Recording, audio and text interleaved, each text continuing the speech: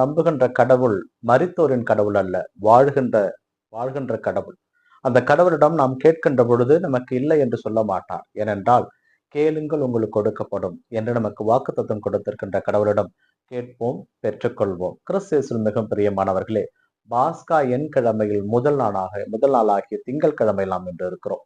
இன்றைய வாசக பகிர்வு நிகழ்விலே நமக்கு கொடுக்கப்பட்டிருப்பது முதல் வாசகமாக திருத்தூதர் பணிகள் நூலில் இருந்து நமக்கு செய்தியில் கொடுக்கப்பட்டிருக்கிறது. இதிலே இயேசு கிறிஸ்துனுடைய உயிர்ப்புக்கு பிறகு 11 சீடர்களும் ஒன்று சேர்ந்து மக்களை பார்த்து பேசுகிறார்கள். அதிலே பேதுரு சத்தமாக கூப்பிடுகிறார், இதை யூத வாழ் மக்களே, இஸ்ரேல் மக்களே கேளுங்கள், நீங்கள் அனைவரும் மாசற்ற ரத்தமாகி இயேசு கிறிஸ்துவை சிலுவையில் அறிந்து கொண்டீர்கள். ஆனால் பாதாளம் அவரை பிடித்து கொண்டு வைத்திருக்க முடியவில்லை. அதனால் தந்தையாம் கடவுள் அவருக்கு மீண்டுமாக உயிர்ப்பளித்து உயிர்த்து நம் மத்தியிலே இருக்கிறார். அந்த கடவுளுடைய வல்ல செயல்களை நாங்கள் பார்த்திருக்கிறோம். அவருடைய உயிர்ப்பிற்கு நாங்களே சாட்சிகள் என்று இறைவனுடைய ஆசீர்வாதத்தை பெற்றுக்கொண்டு ஆண்டவருடைய வல்லமையை மக்களுக்கு அறிவிக்கின்ற ஒரு இடத்திலே பேதுரு இருப்பதை காணுகின்ற பொழுது இயேசு கிறிஸ்து சொன்ன வார்த்தை நமக்கு ஞாபகம் வரும். பேதுரு, உன்னை சாத்தான் புடமிட பார்க்கிறான், ஆனால் உனக்காக நான் மன்றாடி இருக்கிறேன், விசுவாசத்தை விடாமல் காத்துக்கொள் என்று இயேசு கிறிஸ்து சொல்லி இருப்பார். அவர் அந்த விசுவாசத்தை காத்து கொண்டு மக்களுக்கு அறிவிக்கின்ற இடத்திலே இருக்கிறார்.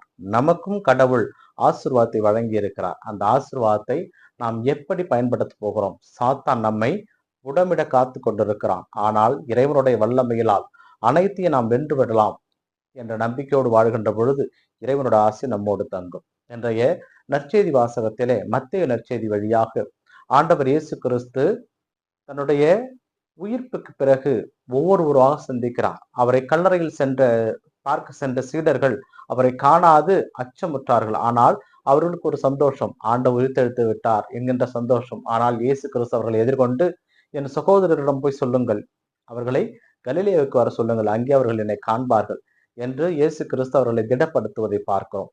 யாரெல்லாம் கடவுள் மீது நம்பிக்கை கொண்டு இறுதி வரை அவரோடு இருந்தார்களோ அவர்கள் மீட்பு பெறுவார்கள்.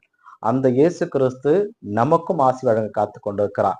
நம் கடவுளை நாம் ஏற்றுக்கொண்டு அவருக்காக நாம் வாழ்கின்ற பொழுது அவர் நம் சார்பாக நின்று நம்மை காக்க வல்லவராக இருக்கிறார். முடிந்தவரை உலகில் வாழ்கின்ற அத்தனை மக்களையும் நம் சகோதர சகோதரிகளாக ஏற்று தேவையில் இருப்போருக்கு தேடி சென்று உதவுகின்ற பொழுது நாமும் இயேசுவோடு உயிர்த்தெழுகின்ற மக்களாக இருப்போம்.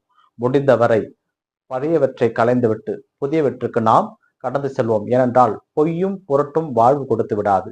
ஒருவன் காலம் முழுவதும் பொய் சொன்னாலும் ஒரு இடத்தில் அவன் உண்மையாக இருக்கின்ற பொழுது ஆசீர்வாதம் பெறுவான். ஏனென்றால் இயேசு கிறிஸ்துனுடைய